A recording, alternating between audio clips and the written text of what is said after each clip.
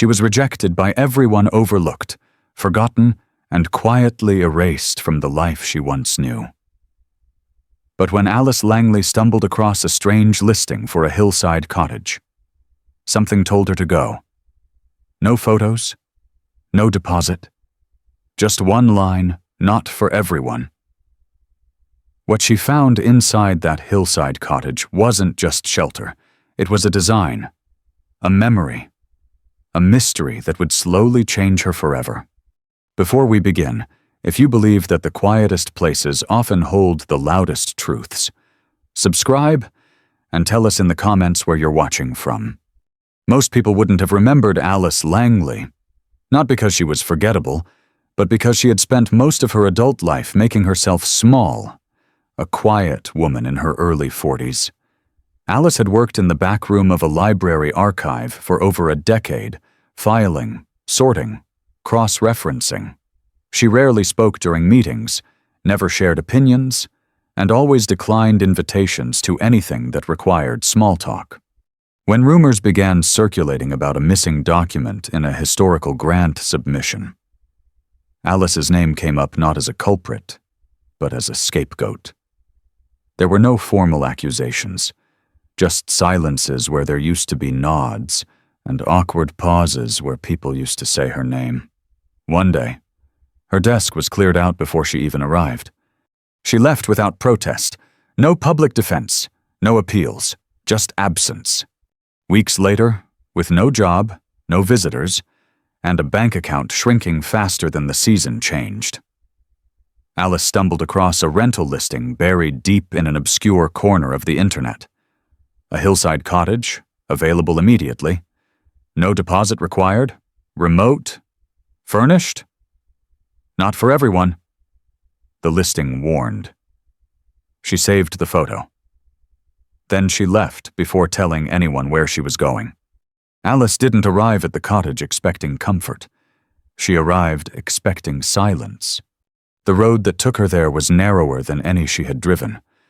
For the last 30 minutes, her GPS had stopped working, and even the air felt different, cooler, heavier, almost still.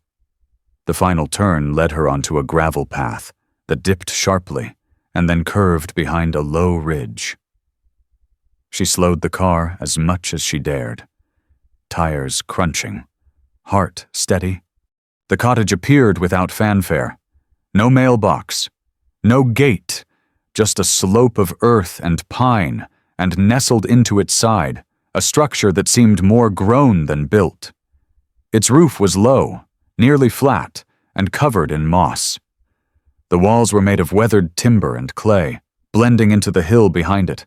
One window faced the road, and even it looked reluctant to do so. Alice parked without turning off the engine, sat there for a moment, and waited. For what? She didn't know, perhaps for some feeling of certainty or regret. Neither came. She turned the key, stepped out, and listened. There were no birds, only the creaking of trees as wind passed through high branches. The key had been mailed to her in a plain envelope. No paperwork, no contact, just coordinates and a phrase written on a scrap of paper, "Use what's already there." She unlocked the door. It didn't stick, but it moved slowly, as if measuring her. Inside, the air was dry and faintly earthen, not musty, cool, but not unpleasant. The light through the window was dim but golden, catching dust in the air like fine mist. The first thing she noticed wasn't the furniture, though there was some, or the lack of electricity, which she'd anticipated. It was the floor, stone, smooth, set in uneven but deliberate patterns. It felt grounded, like standing inside a well that was open to the air. She didn't unpack. There wasn't much to unpack, just a duffel bag, a few notebooks, and a kettle she didn't want to part with. That first night, she lay awake listening to the unfamiliar quiet, not total silence, but a kind that had depth to it, layers of absence. The wind moved differently here. It seemed to bend around the structure rather than batter against it. Sleep came slowly, then fully, in the mornings.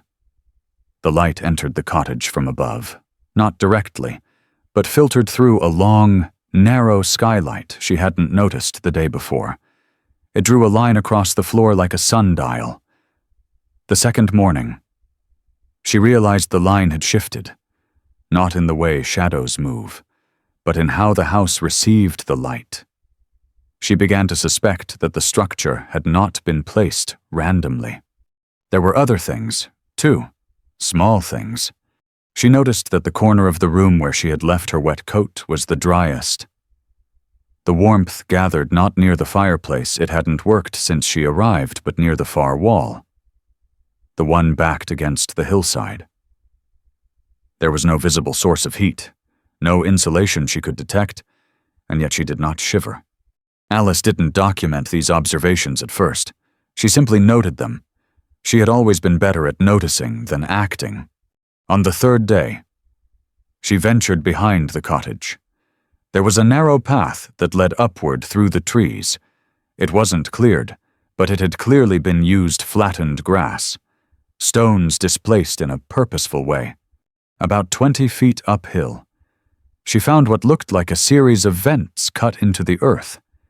Each was roughly the size of a shoebox, framed with the same weathered timber as the cottage. She leaned closer. The air emerging from them was warmer than the outside air. She held her hand over one and felt movement, steady and consistent. She followed the line of vents higher.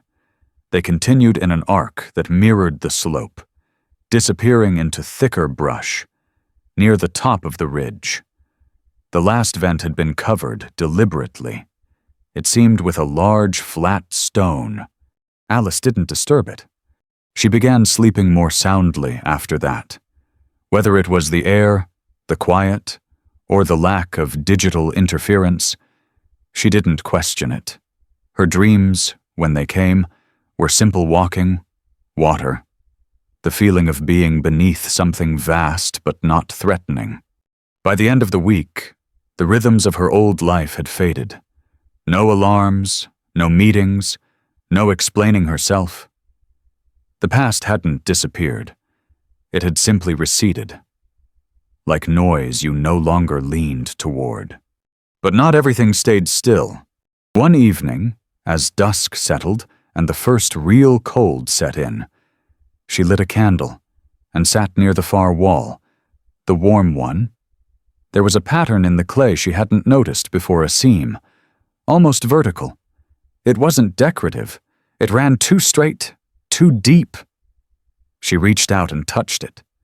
The wall was warmer than the others, and faintly, barely vibrating.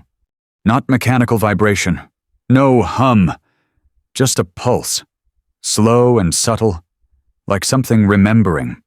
She withdrew her hand. The next morning, she found a journal tucked beneath a loose floorboard in the corner.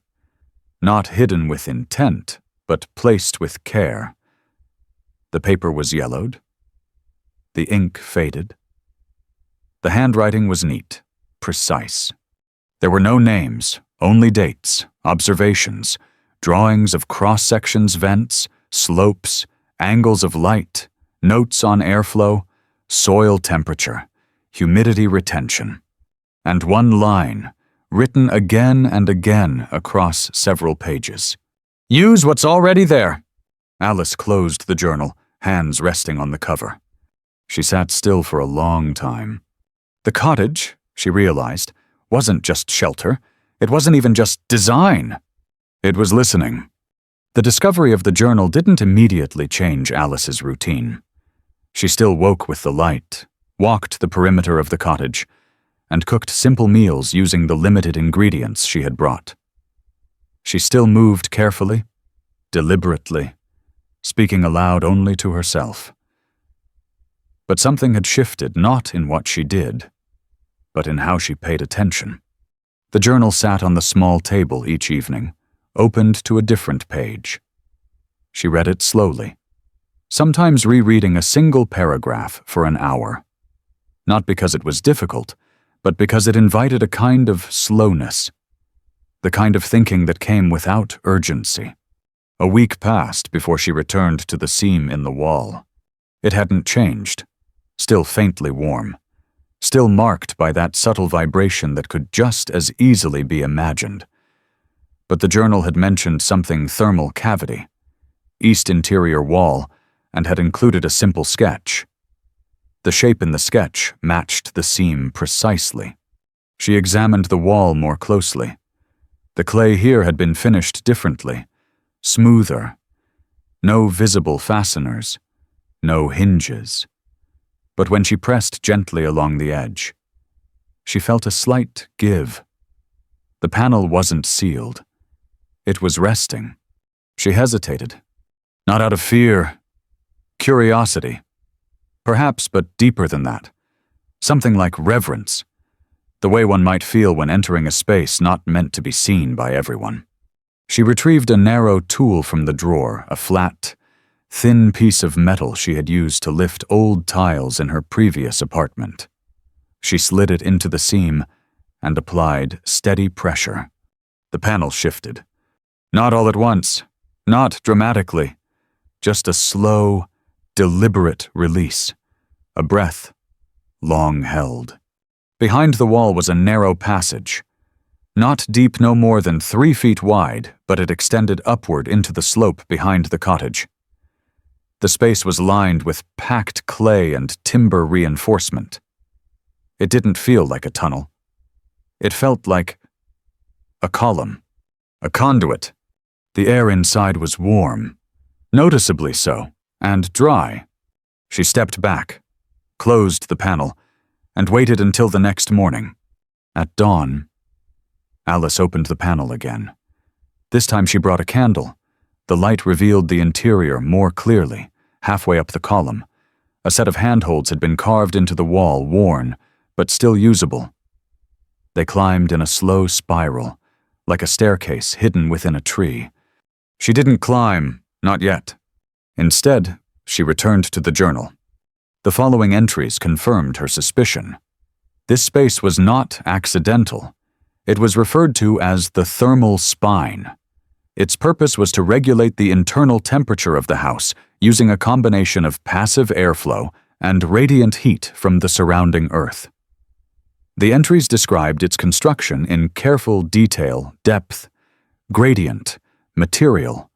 But then, further down the page, one note stood out. Original builder left sealed chamber above. Purpose unclear. There were no diagrams of the chamber, no further explanation. Just that one observation, followed by a dated entry written weeks later. Heard movement above last night, not wind. Alice read the line again, then closed the journal. She didn't revisit the column for several days. She busied herself with surface-level tasks, clearing debris from the roofline, washing clothes by hand in a basin, sorting supplies. The silence of the place no longer felt empty. It felt attentive. On the 5th evening, she returned to the panel with a coil of rope and a small pack. She tied the rope to her waist, secured it with a carabiner to the lowest handhold, and began to climb. The ascent was slower than she expected. The column narrowed slightly as it rose, but the handholds were sturdy. The candle, held in a covered lantern strapped to her chest, cast enough light to guide her. Roughly 20 feet up, the space opened. Not into a room, exactly, but a ledge, a narrow landing built into the curve of the shaft. She stopped, listened. No sound, only the soft hiss of her breath and the muted flicker of flame against clay. There was a door, wood, aged and gray, set flush with the curve of the wall. A simple latch held it shut. No lock, no symbol. She touched the wood. It was cool, dry. She opened it. The chamber beyond was no larger than a closet. And at first, she thought it was empty. But as her eyes adjusted, she saw shelves carved into the wall. On them, objects meticulously placed, not valuables, not tools. Belongings? A pair of worn gloves, a tin cup, a book, its pages filled with notes in the same handwriting as the journal below, a photograph, blurred with age, showing a woman standing beside the cottage, hair tied back, expression unreadable, a small collection of stones arranged in a spiral, each stone marked with lines of graphite. She didn't touch anything. She simply stood inside the chamber, taking in the arrangement, the stillness. There was no sense of intrusion, only the unmistakable feeling that someone had lived here, not just in the house, but with it. That this space had not been sealed in secrecy, but in preservation. Alice remained there until the candle burned low. Then she climbed down, step by step, back into the quiet warmth of the main room. She didn't speak. She didn't write. She simply sat in the chair by the wall, hands resting on her lap, and listened. Over the following days, small changes occurred. The air felt different, not warmer, not colder, but clearer. She began waking just before the light reached the stone floor. The noises in the cottage, subtle creaks, soft rustlings, seemed more rhythmic. The journal entries began to make more sense, not because she understood them better, but because she recognized their cadence in her own movements. Notes about how the temperature shifted with the wind direction, about how sound traveled in the upper walls, about the moment when quiet turned into something else. One morning, she found a folded paper inside the journal previously stuck between pages. It contained a single sentence, handwritten and underlined twice. "The house will only hold what you respect." She read the words aloud, not as a mantra, not as a warning, as a reminder. Alice didn't mention the chamber again, not in her notes, not aloud. She didn't need to. The discovery hadn't changed anything directly. There were no maps leading to buried treasure, no secrets scrawled on the walls, no revelation that upended everything. And yet, the knowledge of it, the stillness of the space, the presence of someone who had once stood where she stood, reoriented her in a quiet but permanent way. She began treating the house less like a structure and more like a conversation. She swept the floors more carefully. Not to clean, but to observe how dust gathered. She opened and closed windows, depending on where the light moved. When she boiled water, she noted how the steam moved not upward, but sideways, toward certain corners. Her notebooks, once mostly blank, began to fill, not with reflections, but with sketches, air patterns, measurements, questions. There were no answers. That, too, felt correct. On the 12th day, Alice heard footsteps. Not near the house, far off, up on the ridge. The sound was brief, 2, maybe 3 steps, then silence. She waited by the window for nearly an hour, but nothing else came. No visitors, no animals, just trees swaying as they always had. Still, something settled in her, a new awareness. She had never truly been alone here. The idea didn't frighten her. It grounded her. That afternoon, she gathered fallen branches near the slope and stacked them in an arc by the entrance, not to mark territory, but as a gesture, a reply, perhaps, to whatever was watching or remembering. The days blurred gently. There was no urgency, no agenda. Alice cooked, wrote, walked. She began to hum while doing these things, low tones, barely melodies. They weren't songs, just sounds her body made when it stopped performing. At night, the warmth of the house shifted again. It wasn't heat in the traditional sense. It didn't radiate from a source.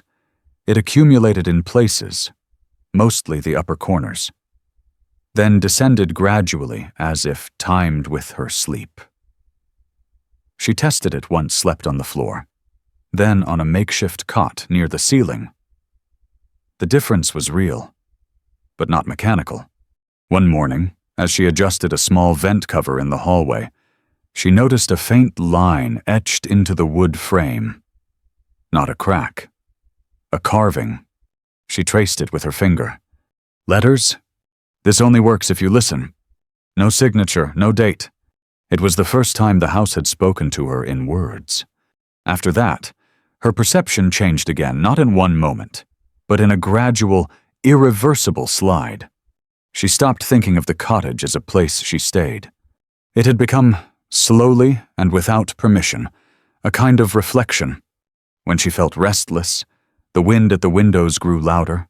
When she was calm, the silence deepened. She tested this, more out of curiosity than doubt. It held true. There were no supernatural events, no flickering lights, no voices. But the house responded. Always. She remembered something from the journal. Not designed for comfort, designed for coherence. That word stayed with her: coherence. Not peace, not safety, but alignment. The biggest change, though, came not in the house but in her memories. Alice had always assumed that forgetting was passive, that, left alone long enough, the things that hurt would fade like old ink. But here, without distraction, without the static of traffic and small talk and digital noise, her memories returned in sharper lines. Not just the ones that wounded those she had carried for years, but the quieter ones, like how she used to sketch airflow patterns as a child, fascinated by how curtains moved when windows were open at opposite ends of a room, or how she once spent 3 weeks building a cardboard model of a breathing house for a school project that no one took seriously. She'd forgotten that part of herself. Not because it was unimportant, because no one had ever asked her to remember it. She began spending more time in the thermal shaft, not climbing, just standing inside the column, listening. The air moved differently there. She began to feel it as a pulse, almost like breath. It reminded her of sitting under cathedral domes in old cities, how sound moved in curves, how space itself seemed to bend inward. One day, she took a chair up to the narrow ledge, sat with the door to the chamber open. She didn't go in. She just sat. The light filtered in through a seam in the stone. Dust hung in the beam, suspended like thought. And for the first time since arriving, she allowed herself to wonder something she hadn't dared to ask. Was this house waiting? Not for her, specifically. That thought would have been too grand. But for someone quiet, someone who wouldn't try to fix it, who would listen. Someone like her. That night, the wind changed. She heard it come down the ridge, not in gusts, but in waves.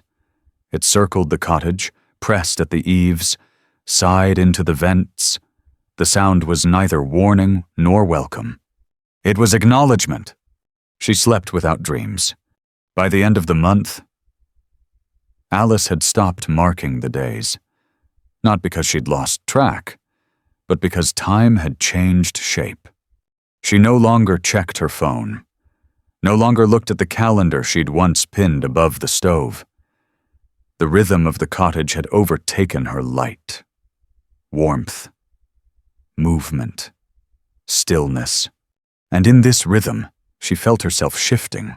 She no longer felt abandoned. She no longer felt hidden. She felt placed, not chosen, not rescued, but held, as if the house had made space for her, and in return, she had become part of its memory. It began with a letter that wasn't addressed to her. She found it one morning in a small metal box nailed to the underside of a kitchen shelf, so discreetly placed it might have gone unnoticed forever. The box wasn't locked. Inside was a folded envelope, yellowed, its seal already broken. The handwriting on the front was uneven, slightly slanted, not elegant, functional. It read, "To whoever ends up listening." Alice didn't open it right away. She placed it on the table and sat across from it, watching how the morning light settled on the edges.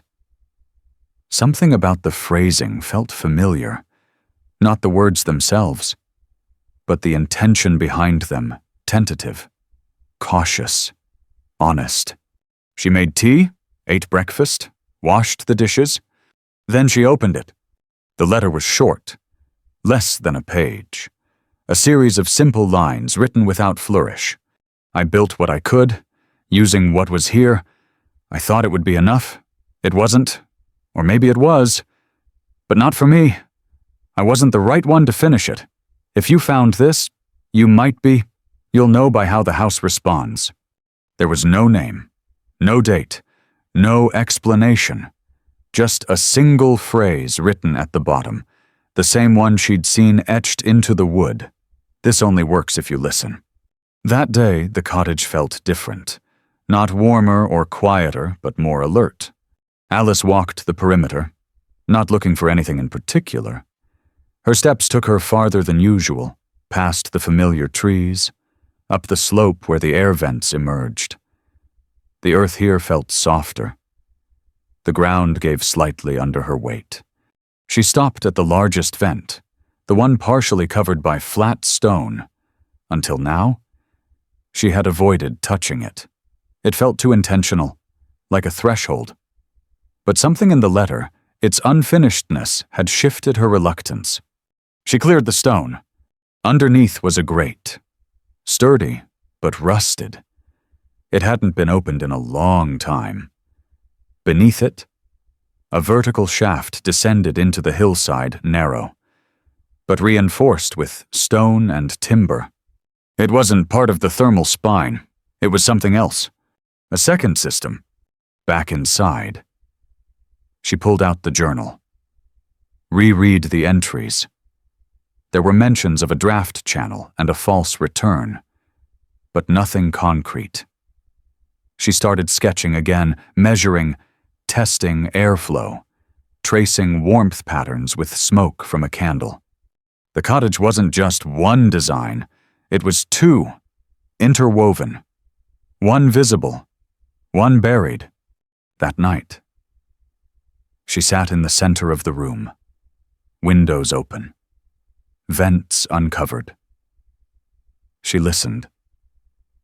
The house responded not with sound, but with sensation. Subtle shifts in temperature. Pressure changes. It was as if the house had been waiting for someone to notice the second half of its design. Not to finish it, to understand it. She thought again of the line from the letter, "You'll know by how the house responds." She knew.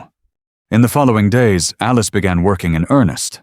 She cleared the shaft near the vent, reinforced the edges, opened it further not to change it, but to read it. The more she explored, the more intentional it seemed. This wasn't an accident. It was unfinished design. A passive intake system meant to cool and rebalance the structure as seasons shifted. It was incomplete, yes, but not broken. The house hadn't failed. It had simply paused. She adjusted her daily rhythms around the work, not as a chore, as a kind of stewardship. She didn't tell herself she was restoring anything. That word felt wrong. She was joining it. The word that came to her most often now was caretaker. One afternoon, while tracing airflow patterns near the upper levels, she heard a knock. Not loud, just once. She opened the door. A man stood at the edge of the clearing, wearing a ranger's badge and a windbreaker that had seen better years. He looked like someone accustomed to being ignored by weather. He didn't smile, but he didn't look surprised, either. "You're the one staying up here now." Alice nodded. "I am—" He looked past her at the house. Not suspicious. Appraising. "That place has been empty for a long time." She waited. He shifted his stance, then said, "We had reports years back about illegal modifications. People thought it wasn't safe, too experimental." Alice glanced over her shoulder. "It's still standing." He gave a short laugh. "Yeah, that it is." He didn't ask to come in, Didn't offer a warning. Just handed her a folded page, an old notice about the structure's zoning status, stamped pending review. As he turned to leave, he said, "If you're working on it, be careful. Place has ideas of its own." She stood at the door long after he disappeared into the trees. That night, the house was warmer than it had ever been. The temperature held steady into the early morning hours. She woke once, and for the first time. Didn't reach for a blanket. The house had adjusted, not because of what she had changed, because of what she had listened to. By the end of the week, she had diagrams taped to every wall, lines of airflow, material stress points, sketches of passive channels buried in the slope. It wasn't just a project anymore. It was collaboration. She wasn't restoring a legacy. She was living in one. The opportunity wasn't loud. It didn't arrive with certainty. It arrived with an invitation. To remain. To learn. To become part of something no one else had finished, not because they couldn't, but because they left space for someone like her to continue. By the third month, Alice had stopped using the word project.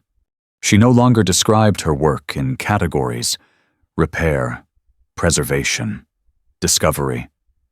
Everything she did now stemmed from attention, not direction. There were no deadlines, no goals, no endpoint, only process. She felt stronger, though she couldn't say why. Her steps were surer, her hands steadier. She spoke aloud more often, narrating small actions, speaking to the walls not out of loneliness, but as if continuing a conversation that had started before her arrival. The changes were internal, but not private. They showed up in how she moved through the house, how she paused at thresholds, how she adjusted airflow using little more than instinct and candle smoke. She no longer consulted the diagrams on the walls. She moved by feel. And still, the house responded. One morning, after a windstorm that had rattled the trees well past midnight, she noticed a line of fine dust near the eastern wall, too straight, too narrow to be natural. She brushed it lightly and felt a shallow groove beneath. Bending down, she traced it across the floor and into the baseboard. The wood panel there was slightly ajar, though she hadn't touched it. Behind it, a cavity. Inside, a folded cloth, and within that, something solid. A small wooden disc, perfectly round, hand-carved. It bore a spiral, etched with remarkable precision, not decorative, but schematic. Around the edge, numbers, coordinates, though not in any format she immediately recognized. She stared at it for a long time. Then she turned it over. The back was blank, except for a set of initials, burned lightly into the wood, A. She froze. The marking was clear, deliberate. Not weathered, not old. And it matched her own initials. She didn't believe in signs, not in the traditional sense. Coincidence was easier to accept. But this didn't feel like coincidence. It felt placed. Left for someone who would understand. Eventually, she examined the coordinates more carefully. They didn't match any known GPS format. But they seemed familiar, not as data, but as proportion. Ratios she'd seen in the structure itself, the angle of the roof, the spacing of the floor stones. That night, she spread out the diagrams, overlaid sketches with journal entries, traced airflow channels across the walls. Then she saw it. The spiral on the disc matched the vent layout in the ridge above the house. It wasn't just airflow. It was orientation. She returned to the ridge the next morning, disc in hand. As she walked the arc of vents, she began placing marker stones, leaves, anything to make the pattern visible from above. It took her hours. When she climbed a nearby rise and looked down, the shape appeared imperfect, interrupted by trees but clear enough a spiral carved into the land itself. Not by erosion. By design, the house hadn't just been built on this land, it had been tuned to it. Back inside, she paced. Energy surged in her quiet, restrained, but undeniable. For months she had believed she was living in someone else's forgotten experiment. But now, a different thought took root. What if the house wasn't finished because it wasn't meant to be finished by one person alone? What if every caretaker, every occupant had added something, left something behind? And what if she wasn't just preserving that memory, but becoming part of it? That night, as she prepared tea, the kettle let out a soft, low whistle, something it had never done before. She took it as a greeting. 2 days later, she received an envelope. No return address, no postage, just her name, written in block letters. Inside a photo, grainy, black and white. It showed a woman standing where the ridge now curved above the house. The vents hadn't yet been built. The house itself looked different, rougher, younger. But the woman's face was unmistakable. It was her, or someone who looked exactly like her. Not similar, identical. Hair tied back, same jawline, same hands. On the back of the photo, in the same block lettering, "You've been here longer than you think." She sat at the table for hours, photo in hand. The light faded, the air cooled, but she didn't move. Somewhere beneath the fear, beneath the rational mind insisting on explanations, something steadier rose. Not alarm, but recognition. This wasn't a house anymore. It was a memory, alive, layered, recursive, and now she had become part of it. Alice didn't leave the house after the photograph arrived. Not because she was afraid, but because for the first time since coming here, she felt undeniably rooted. The photo remained on the table for days, weighed down at one corner by a smooth river stone she'd found near the lowest vent. She didn't frame it. She didn't hide it. It wasn't a mystery she needed to solve. It was a reminder, or perhaps a repetition. She had long stopped trying to explain things in the old ways. What mattered now wasn't proof. It was presence. And presence had changed her. There was a softness to her now, one that hadn't existed in the beginning. Not weakness, but an openness, carved slowly by silence, by seasons, by the way the wind folded around the house instead of pushing through it. She no longer flinched at unexpected sounds. She no longer waited for messages that would never come. She didn't mourn the past, but she didn't reject it either. Some nights. She lit candles in every corner and walked the house barefoot, feeling how the warmth had begun to move without her intervention. As if the walls remembered. As if the place trusted her now. Spring came quietly. No flowers bursting, no birds announcing change, just a slow lifting of weight the way light stayed longer, the way the soil held warmth past sundown. She opened the vents wider, let the earth breathe differently, and the house adjusted. One morning, while sorting through the journals, she found a blank page she hadn't noticed before, tucked at the very back. There, in small handwriting, were just 3 words. Add your part. There was no instruction, no guide, just permission. Alice closed the book, sat in silence. Then she rose, walked to the stone wall above the hearth, and pressed her palm flat against the surface. She whispered, not a prayer, not a wish, just truth. I'm ready. She began building not large additions, not dramatic shifts, just extensions of what was already there. A new vent at a slightly different angle, a panel that captured condensation more efficiently.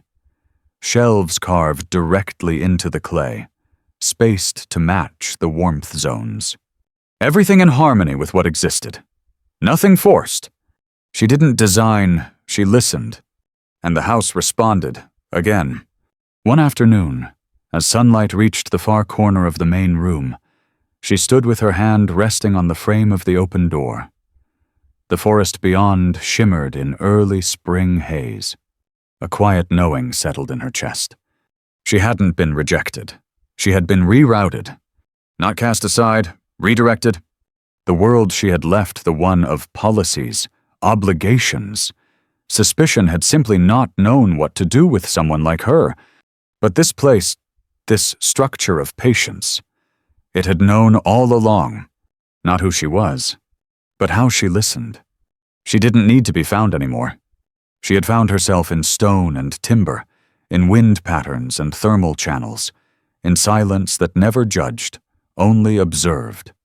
And in return, she gave the house what it had always asked for, not occupation, not ownership, but attention. By summer, the place felt complete, not finished, never finished, but whole, in the way rivers are whole even as they move. She walked differently now, spoke differently. Not louder, just with more weight. She received a letter sometime in July. The county wanted to evaluate the condition of the property. She smiled. They could come. They would see a house, but they would not see what she saw. They wouldn't feel the warmth layered into the clay. They wouldn't hear the soft exhale of air moving through the vents. They wouldn't notice the spiral embedded in the land. But it didn't matter.